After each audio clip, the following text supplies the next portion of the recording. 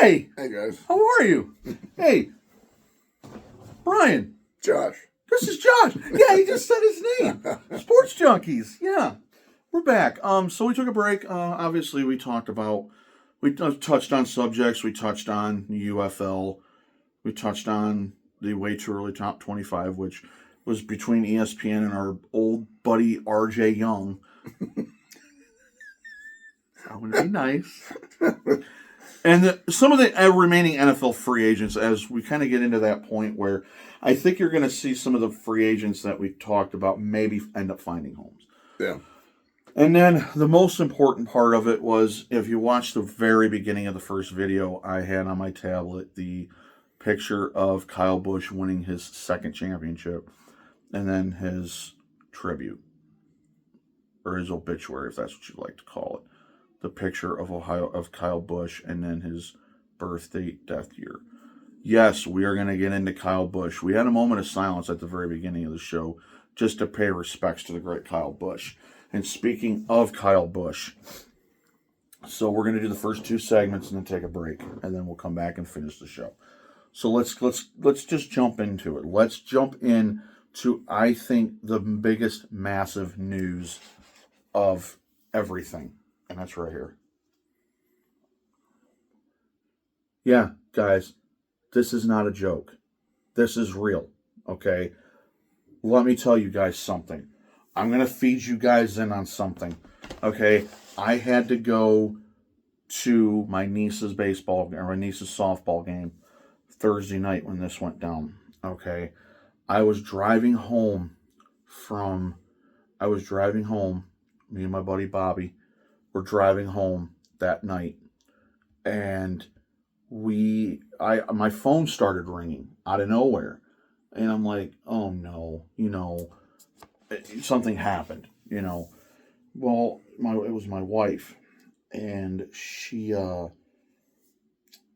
calls me and goes, hey. I said, hey, what's up? She goes, I got something to tell you. I'm like, what's going on?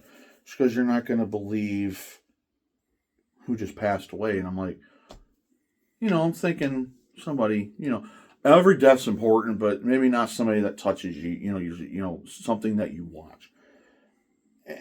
And she goes, Kyle Busch passed away. I'm like, what?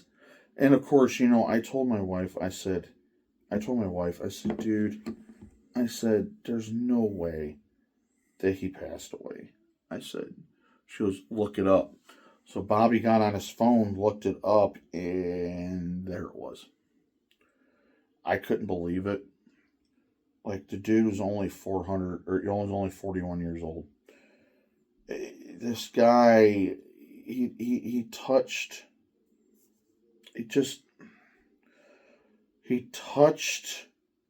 a lot of people. I can remember this is all of his numbers, like, broke down of him in the Craftsman Truck Series and then the Cup Series. This guy, okay, this guy just has everything, okay? It's amazing to me the numbers that he put up in his career as a driver. This guy just... It's amazing that we could probably look at Kyle Busch as a top 13, 14, maybe I would even crack him as a top 10. I would crack him as a top 10. You tell me what you think. You watch some NASCAR, so tell me what you think about him. Like, what do you think when it comes to Kyle Busch? Oh, I'll be the first to admit, I enjoyed watching his brother more. Kurt. Mm-hmm. But given his... he definitely got a very, very brash personality. Mm-hmm. Very, very outspoken, competitive. He definitely had the fire. Yeah. to win, want to win, compete. Honestly, I'd be okay with putting him in the top 10 as well. Mm-hmm. So I have right here broke down. Thank you to Wikipedia for this. Take it with a grain of salt, but yes. I have his numbers. Okay. He did race in the ARCA Menard series and got a win and a pole. Okay. Did it again. This was the ARCA Menard Series East. That was in 2009. Along John Silver's 200 at Iowa. Got a win there. Then he went to the ARCA Menard Series, the actual ARCA Menard Series. 3 wins, 3 top 10s, and 3 poles. Okay. Now the numbers start to get big here. NASCAR Craftsman Truck Series, 184 races over 29 years. Don't worry about his points position because he never raced for championships in that. Yeah. 69 wins, 148 top 10s, and 24 poles. Now we get to the Xfinity Series or O'Reilly Parts Series. 367 races over 21 years. Okay. He did get his best finish in 09 in that. 102 wins, 267 top 10s, and 70 poles. And then we go to the one that matters. The Cup Series. 762 races run over a 24-year career.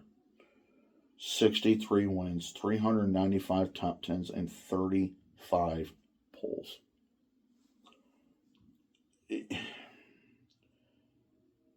Honestly, I'm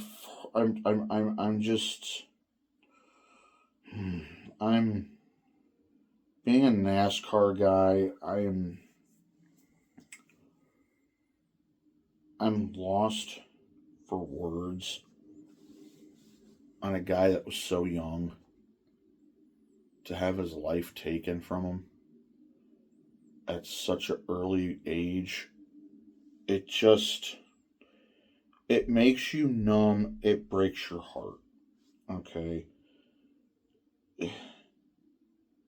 So we do have, according to USA Today, and you read this before the show, that he died due to severe pneumonia that progressed into sepsis. That is what Samantha herself has said. His wife. That has got to be the toughest thing ever. Okay. That has got to be the toughest thing ever. If you are,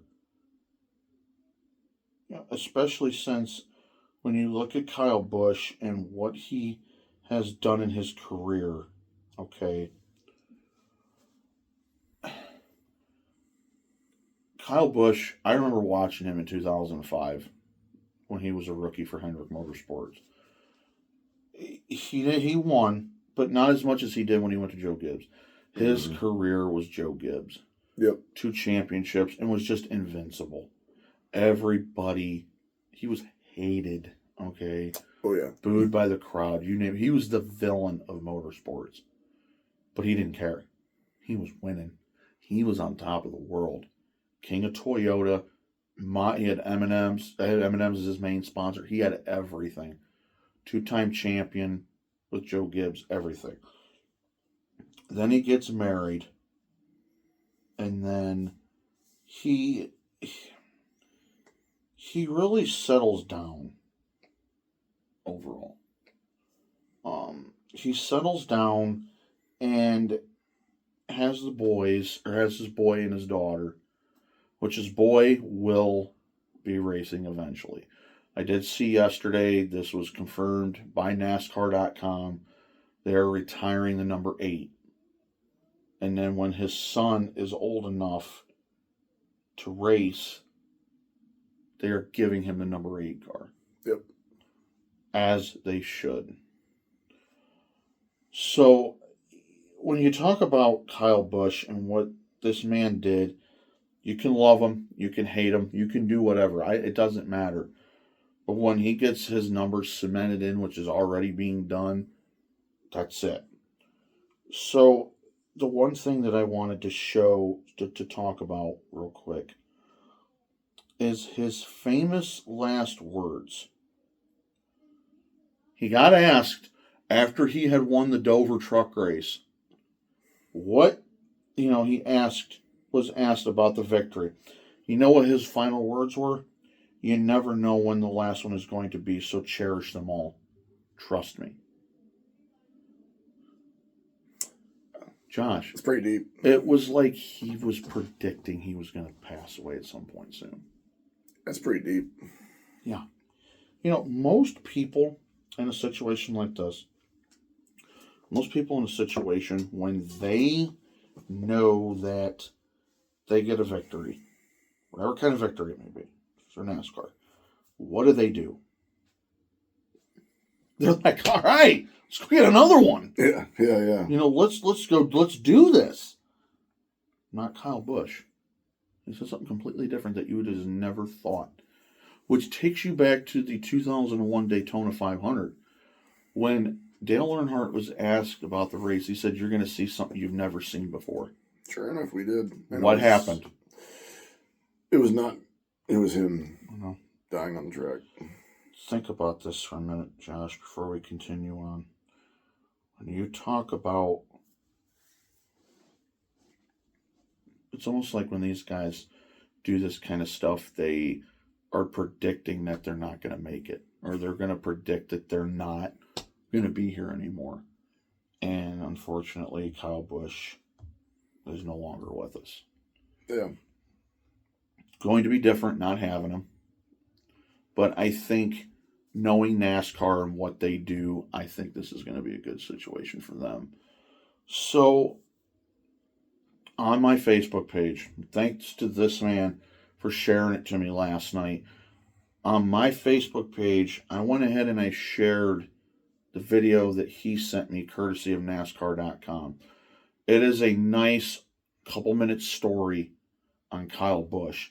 Great story. If you guys get a chance, go on my Facebook page, Brian N. Paleska.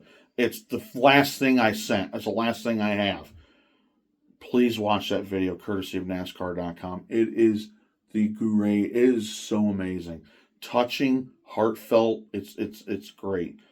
So again, just to kind of break that out there, I'm even going to bring this up one more time.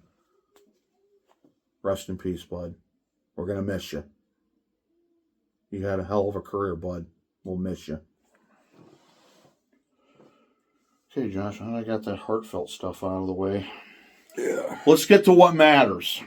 More races. Woo! All right. So, obviously, we talked last on Mother's Day weekend. And before you bring up the races, though, we might as well bring in our... Hey, guess what today is? Today is Saturday. And guess what? Every single time we do our show, until I say otherwise or Josh says otherwise, our unofficial sponsor is... Mountain Dew. Or, if you don't get to 20 ounces right now, they're called American Dew, celebrating America's 250th anniversary. Woo! Yes. Okay. So, we talked on Mother's Day weekend, and I had the winner of the Watkins Glen race, but I could not give you the full results. So, Shane Van Gisbergen did win that race at Watkins Glen, and I'm just going to run down the top 10 for you real quick. Shane Van Gisbergen, Michael McDowell, Ty Gibbs, Chase Briscoe, Tyler Reddick, Austin Dillon, AJ Allmendinger, rest in peace, Kyle Busch, Austin Cindric, and John Hunter Nemechek. Some names you're just not used to seeing up there, right?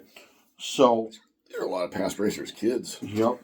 So makes me feel old. Total race time is 2 hours and 29 minutes. It's never a long race at Watkins Glen, ever. Average speed, obviously, 99 miles an hour. This one I thought was really interesting. Was only 6 lead changes. Kind of weird at a road course, because you usually get quite a bit of lead changes at a road course. Just four caution laps for 12. That was probably just for stage breaks. Fastest lap was 72.5 seconds. That's pretty fast at Watkins Glen. And then the margin of victory is almost 7.5 seconds.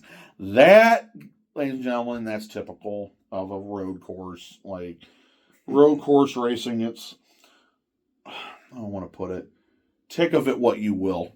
I mean, you're either going to get a close race where it's a close margin of victory, or you're going to get a blowout. Well, you got a blowout. So, all right. Last weekend, I did not get a chance to watch this at all because I was gone. So this was a no points, just a race to have a little fun at Dover, and it was the All-Star race. They moved it to Dover for the Monster Mile, and Denny Hamlin, who had the fastest lap at 23.3 or 23.45 seconds, and won the All-Star race. And it's a big purse. I think it's like $1.2 million or something. It's a big purse. And he led 103 laps. Yes. Hey, thanks for the input. That's what I like to see. So top 10 goes like this. Denny Hamlin, Chase Briscoe, Eric Jones, Austin Dillon, Connor Zilisch. Okay? Austin Cindric, Will Byron, Michael McDowell again, Alex Bowman, and Brad Keselowski. Okay? Rest in peace, Kyle Busch. He finished 17th in that race. And of course, Kyle Larson finished dead last. Larson! Get your head in the game, son! Josh is laughing. So, I do have the total race time. It was 1 hour and 33 minutes for a typical 200-lap race at Dover. Average speed was 128 miles an hour at 9 lead changes. Just two caution laps, or two cautions for Stages. 14 laps. Stages? Yeah, there was a couple stages. Fastest lap was 23.5 seconds, which we knew. Margin of victory is just 0.8 of a second. That's typical Dover racing right there. Typical Dover racing. And Denny Hamlin won that race. So now Denny Hamlin's $1 million richer. Lucky bastard. So now let's get... I'll do it this way. We'll start with tomorrow night's race, and then I'll backtrack you to tomorrow afternoon's race. So tomorrow night's race, Concord, North Carolina. Where are we at, Josh? Charlotte Motor Speedway. What's the name of the race, Josh? Coca-Cola 600. Woo! Good race. 600 miles. That's a lot of miles, dude. 400 laps is the longest race of the season. The race is slated to start at 6 p.m. So that'll be probably Midnight. 6:15, 6:30. Oh, yeah. Oh, the race will be done about 11. Yeah. The race will be done about 11, like it always is. Unless you have a lot of caution laps. Unless you have a lot of caution laps, right. So, I get excited for this weekend every year. Only because I love the Coke 600. I always have. This should be interesting because I'm curious to see because they're doing they haven't done qualifying yet. Qualifying is not until this afternoon, so I don't even know. I don't even have the starting grid yet. Yeah, you don't have the grid yet. So this race, it's just a mile track, but man, is that a lot of fun to watch. 3 wide racing. You want to talk about just intense racing from lap 1 to lap 400? You get it at Charlotte. Because that's the hometown of motor. It's hometown of NASCAR. So of course they're going to race hard for that. Mm-hmm. So that one starts tomorrow night at 6. On Prime. Thanks. I got You are the man today. I got you covered. You are on it. That's what I like to see. I've got Prime, so it's all good. So do I. So the one that I like to watch is coming up tomorrow. It officially starts at 12:45, and the television coverage will start at 10 a.m., which means I got to be up at 10 a.m. to watch this. So, the 2026 Indianapolis 500 for the first year ever is not on NBC. Fox now has all physical rights to IndyCar. That's crazy. Mm-hmm. So, defending champion of pole sitter Chip Ganassi Racing, Alex Palou, won the pole position for the second time in his career at Indianapolis. Okay? Wow.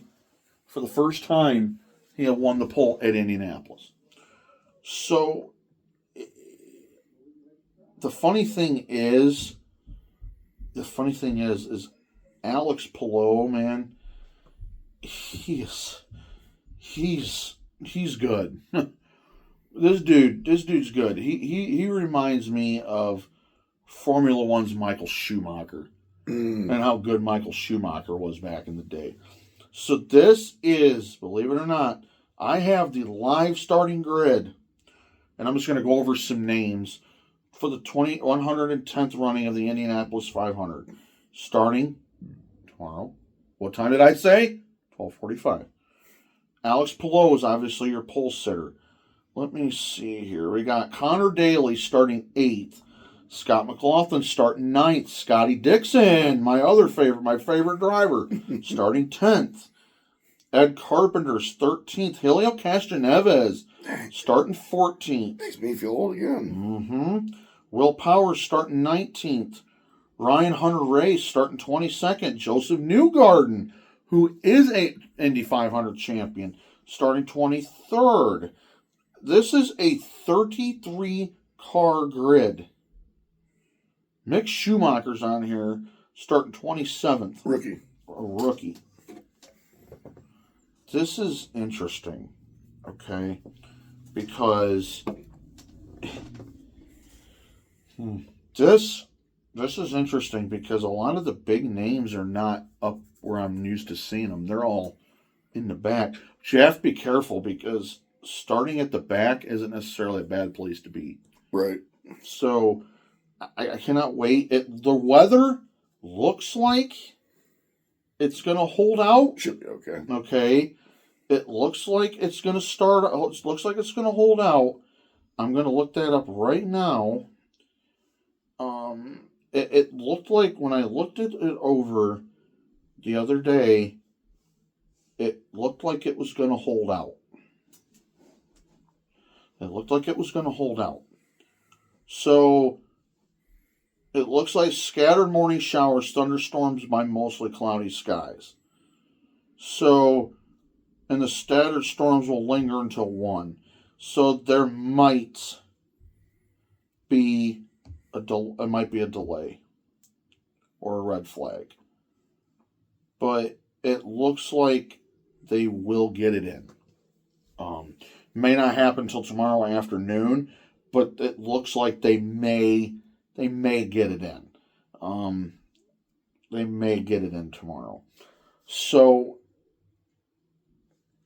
lots of motorsports. Vroom, vroom, vroom, vroom, vroom, vroom, vroom. Can't wait.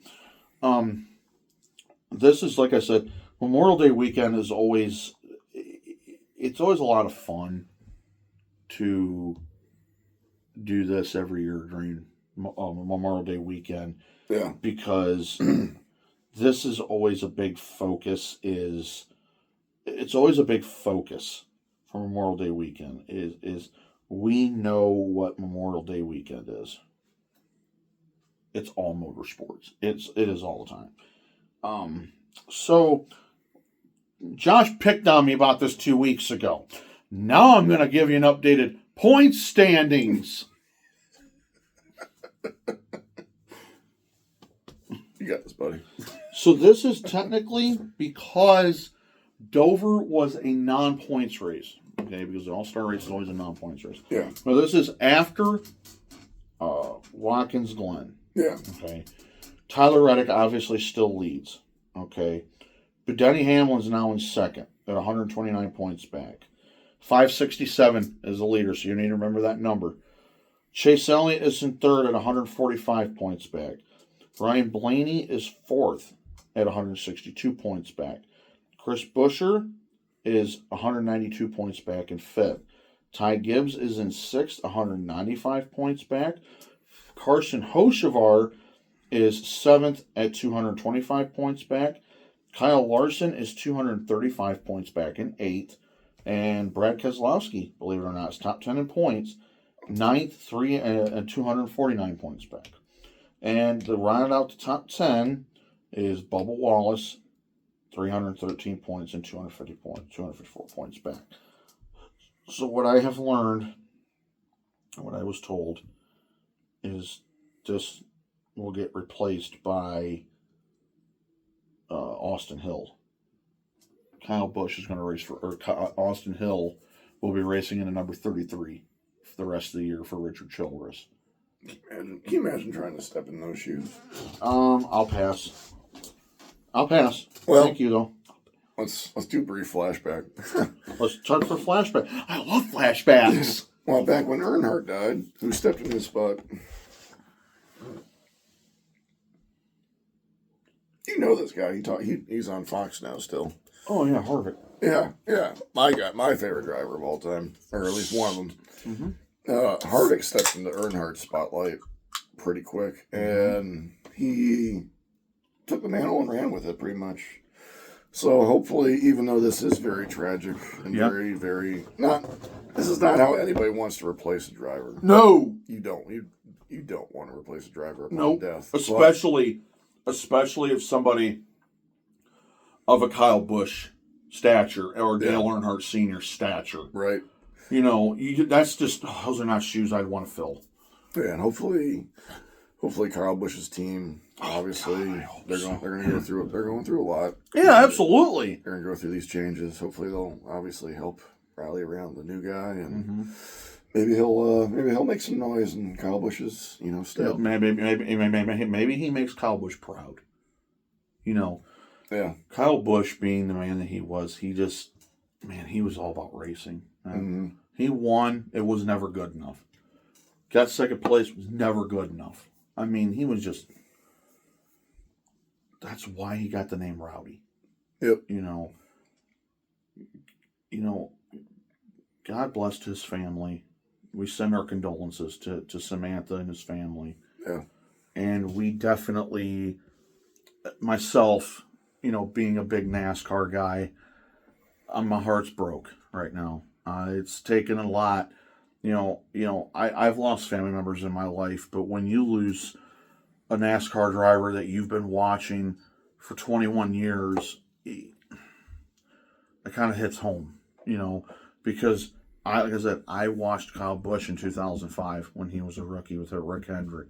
For him to go from, listen to me very carefully, Rick Hendrick to Joe Gibbs to Richard Childress. Yeah. Can't ask for a better career than that. It's a stellar career. Stellar. So again, rest in peace, Kyle Busch. We'll be thinking of you, but we're going to race for you tomorrow. Okay. Not me and Josh, of course, but they're going to race for you tomorrow. Yeah, we'll be watching. And I'll definitely be watching. Okay. Yeah. All right, man. That's all I got for NASCAR, man. So are you ready?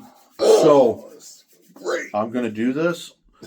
Josh is never excited, but he's obviously excited. So I don't even know where to start. So the Crew 2 news around the MLS and World Cup with, hold on, ready? This guy. Oh, let me tell you, man. So please enlighten me and please tell me, how are you planning on doing this? Are you gonna save the big news? Or are you gonna just throw out the big news? Well, here's where we left off. We left off obviously with the loss to Minnesota that I had to watch in person.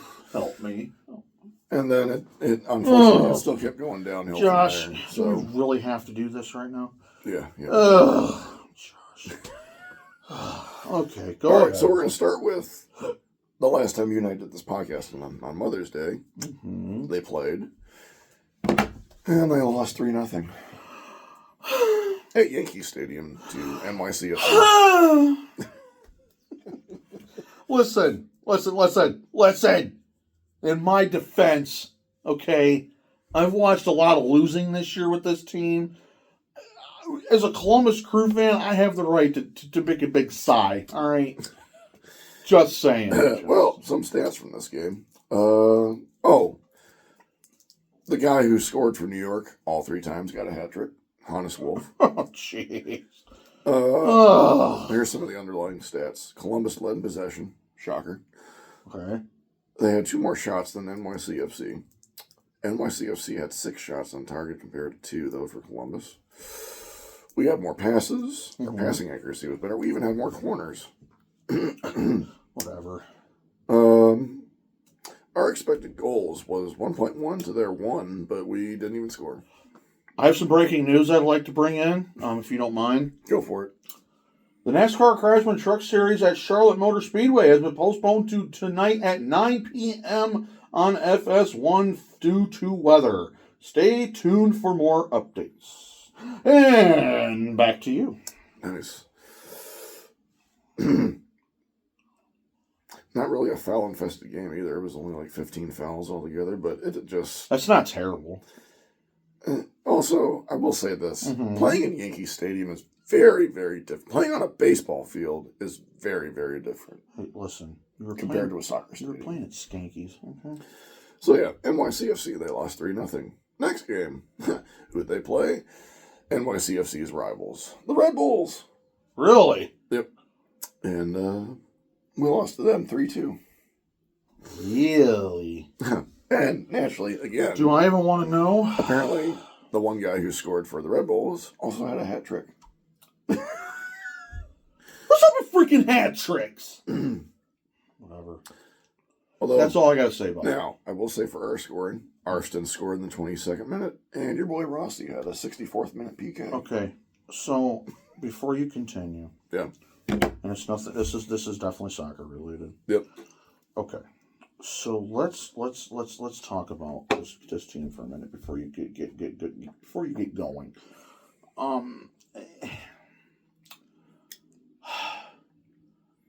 I still, not me personally, but as a fan, would like to see who's going to step up for Abu Ali. Yeah. I just still cannot understand. I just don't get it. Like, I can't understand. Like, what. Yeah. I can't understand. Okay, so let's put it this way. You may agree with me, you may not. So Yeah. obviously, we have brought up every single stinking time that we have talked about the missing gameplay of Cucho Hernandez. Yeah. And we're going to bring that up as long as we are here. Okay. Obviously, we had the play of Cucho Hernandez, the spoiledness, okay, the spoiledness, okay, of Wilfred Nancy. A lot. Okay, come on, let's break this down and let's get real. Cucho and Wilfred Nancy, we had all that and got spoiled with it. And here we are this year. We had, I thought we finally maybe had our playmaker in Abu Ali. I was like, okay, he was starting to show signs, and then he completely just destroys his knee, and I'm just like, oh no. I'm like, great. I'm like, where's it going to come from now? Mm-hmm. Diego Rossi, I love him. Hold on. I love him, and I'm not dogging him because I think he's he's an amazing soccer player. Okay. Very amazing soccer player. Okay. He is, but he's not somebody, he's not a go-to. Does that make sense? Yeah. He's definitely an amazing second option. Oh, for sure. But he's not your playmaker go-to like an Abu Ali or a Cucho. He's just not. Or Messi. Or Leo Messi. Really had to go down Leo Messi road. Messi could carry a team by himself if he really wanted to. Try. So it's just this year has just been. I'm just trying to think of the words here, man. Like, it has just been very un-Columbus to me. Yeah. The things that we're used to seeing, the great defense, the great holding possession, it's just not Where is it? I'm just throwing things at you. Tell me if you disagree. But I'm just those are things in the games that I've watched with you that I'm not seeing that I saw in the past. This team hasn't looked fluid for quite some time. Right. Yeah.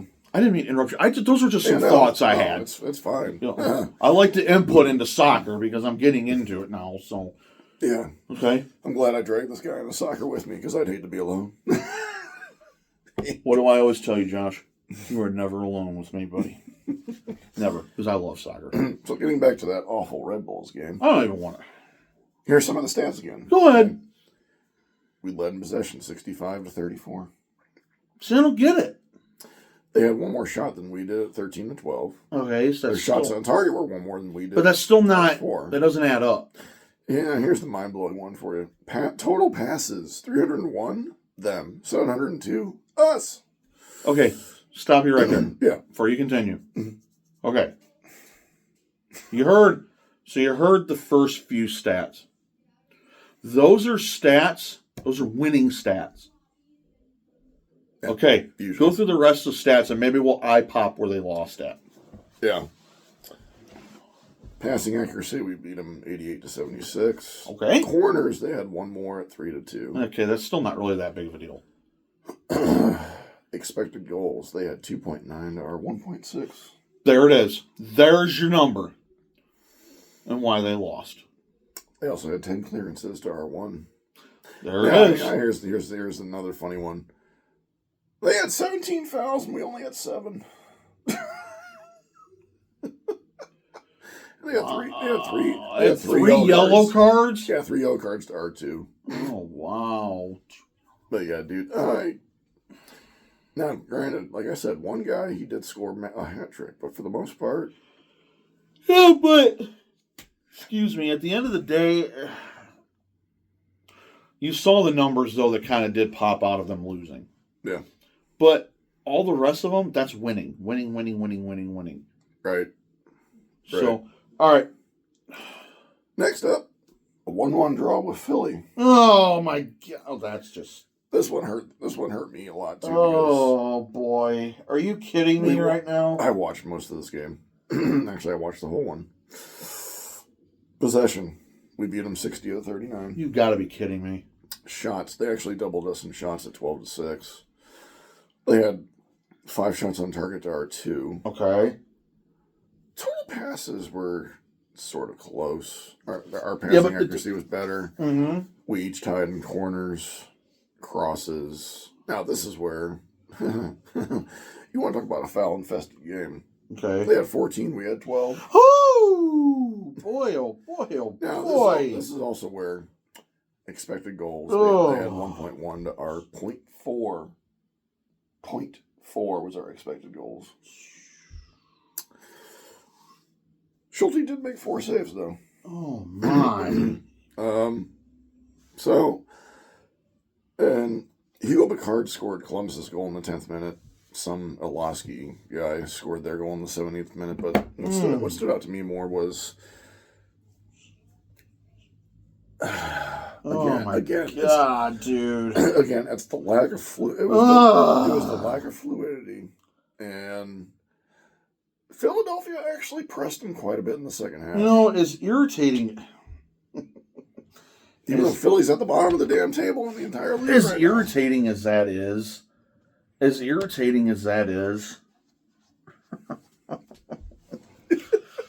oh, see, I'm telling you, there's your lack of playmaking.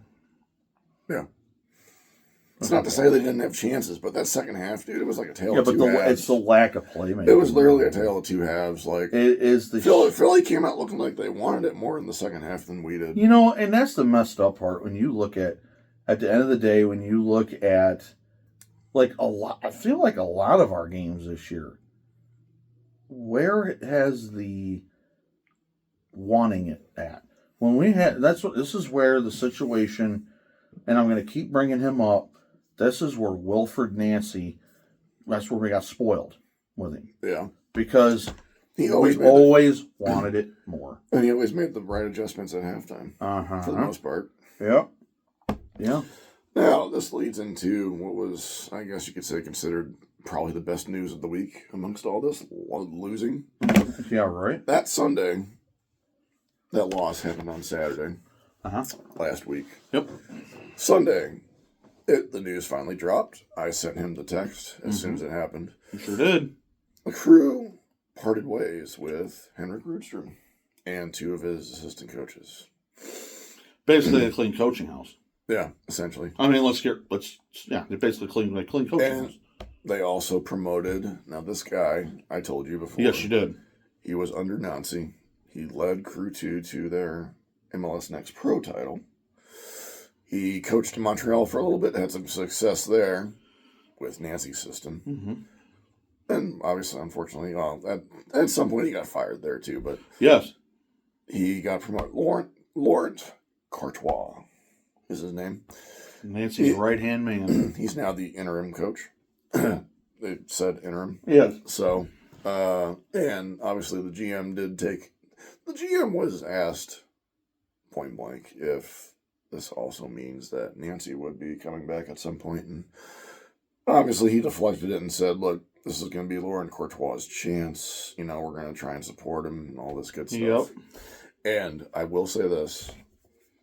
His first game came in the U.S. Open Cup quarterfinals. I believe is what it was. I think that's what you told me. But yeah. I don't have that. That's For okay. some reason, there's no stat. They don't keep stats in that game. That's okay. For That's post-game okay. stats. But That's anyway, cool. That's fine. the Crew did win that game 1-0 over NYCFC, ironically enough. Mm-hmm. And I will say this. It was only 1-0. They had multiple chances to score again. Your boy Rossi hit a ball off the post. Yeah, you told me that before we started the show today. That was actually quite comical. You said that too. I was like, yeah, no. You know, you're having kind of a bad year when you hit something off a post. I'm just saying. Yeah. But yeah, honestly, I'm going to tell you right now, it's only one game. It is only one game. But I did tell you this too. The team looked a little more fluid. So Their flow was better. asking you this is not something because I haven't had a chance to watch soccer. Yeah. When you look at, people, I get it. It's one game. I get it. Okay. Yeah. But it's still, they won. Yeah. How did they look from their last game to the first game with their new coach? Yeah, honestly. What did you see different? Literally, between Rudstrom and Courtois, you can it's like this much of a difference in terms of, like, That's crazy. One game.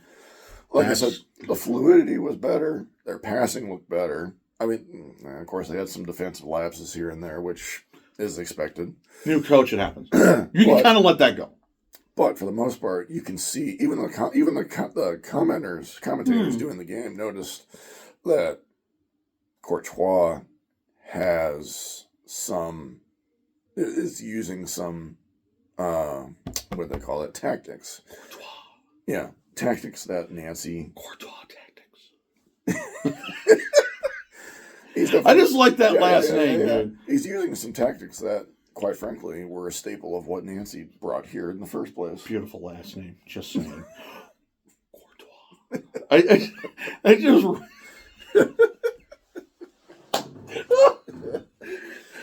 Yeah, I'm gonna be that guy. I'm gonna be that ass that goes. Yeah. Courtois.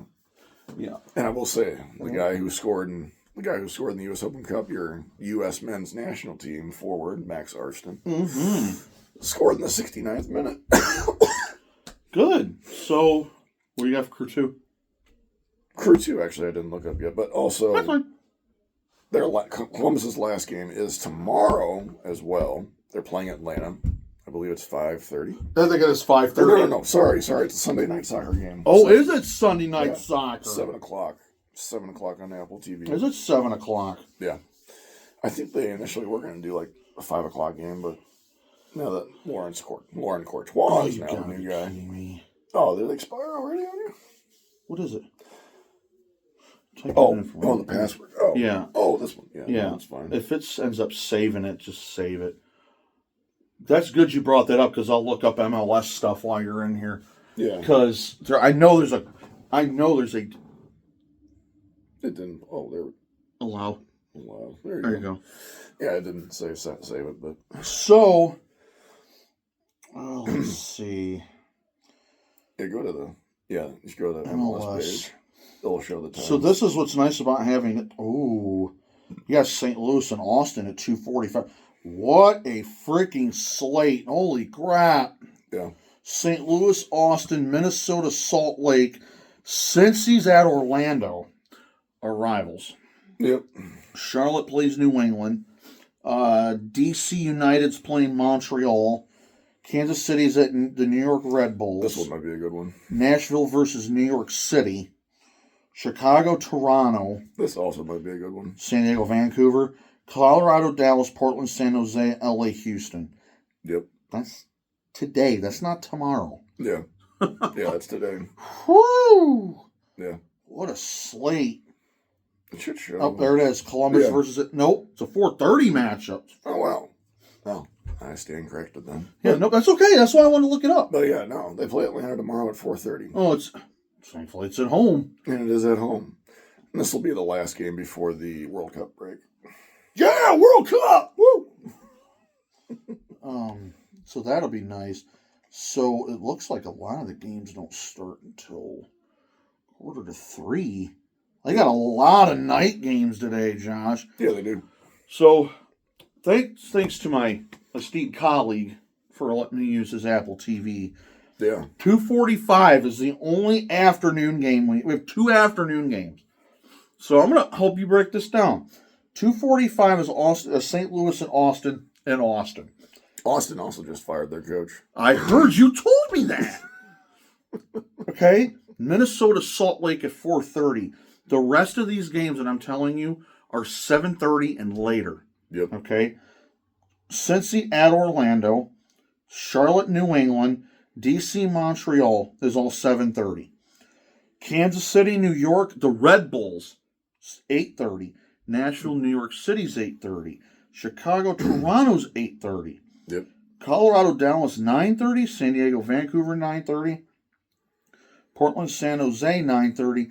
We have a late one tonight, 10:30. LA Galaxy at Houston. Dang.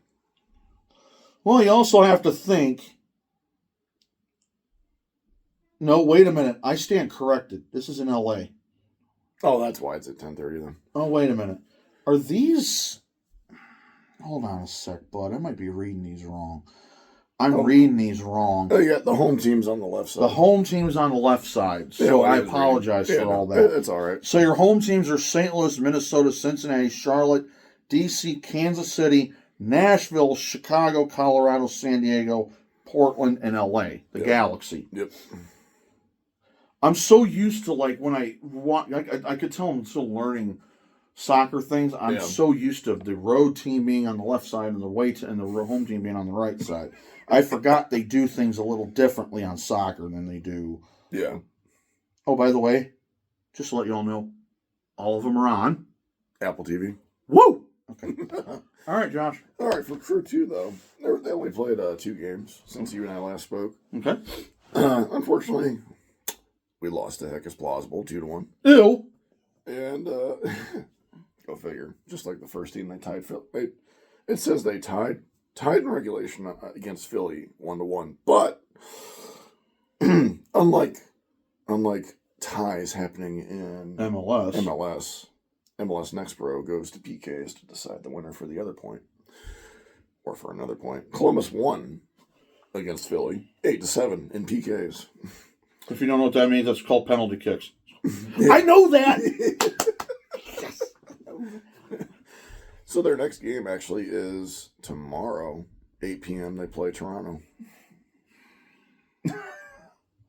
No, they don't have a break, do they? Like the Crew do they? Wait, let me see. No.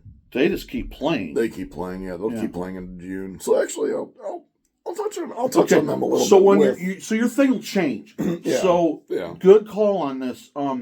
So this is probably the last one you're going to hear Crew 2 around the MLS and stuff. It's going to change to Crew 2 World Cup news because Yeah. that's all we're going to have. Yeah. That's mainly the only adjustment. Through, what, end of July? Mid-July? Yeah, mid-July. Yeah. Yeah, don't we get to go see Hell is Real at the end of July? Oh, God, I can't wait. I can't wait, man. I can't wait. wait. I can't wait. I was going to check the standings real quick, though. Sure. At least for next pro. Yeah, of course. Yeah. We don't need to check Columbus's stats because we know where they're at. They're not having a good year. Let's put it that way. So, in MLS Next Pro, the Crew 2 sit in 5th place with 19 points, tied with Atlanta. They're 5-4-2 overall. So 5 wins. 5 wins, 4 losses, 2 draws. That ain't bad. It's not bad. Nope. So, yeah, that's really all I got for those. Got anything World Cup related? World Cup. I saw this thing where I saw, the only World Cup related news I saw the other day. Obviously, we won't start getting big into that for 2 weeks yet, so. Steve Moyer has been called up to Cape Verde. What? Yeah, Cape Verde. Making their first World Cup appearance. Yes, you did say that. You mentioned that to me. England actually came out with their World Cup roster, and obviously the biggest name on there is Harry Kane. Really? Yeah. Outside of that, the only other thing I can say is I don't think it's been announced yet, and I don't think it will be, at least publicly, but supposedly somebody out there is going to get paid $50K by Fox to watch every single World Cup game. I'm on it. He wishes. I wish to, but we don't. Taking a month off of work to do this. we don't have that amount of time to take off work. I do. I just like making him laugh. Ladies and gentlemen, I work at Shuffler. I don't have that kind of time off. Just letting you know. Yeah, but for the most part, that's all I got. Sweet. All right, so that's good. So let's recap. Obviously, we'll do a quick recap here. Obviously, we did our special Kyle Busch segment. I got you caught up on NASCAR. He got you caught up on basically everything around soccer. So we will take another break. We will come back. And then this one, we're just going to do segment 3, 4, and do our NBA draft all in the same thing because our NBA draft will not take us an hour and a minute like the MLB one did. Yeah, no. Be like if it takes us half hour to do it. So come back and we're going to do the second half of the show. All right? So come on back. Second half of Sports Junkies coming up. Hang on.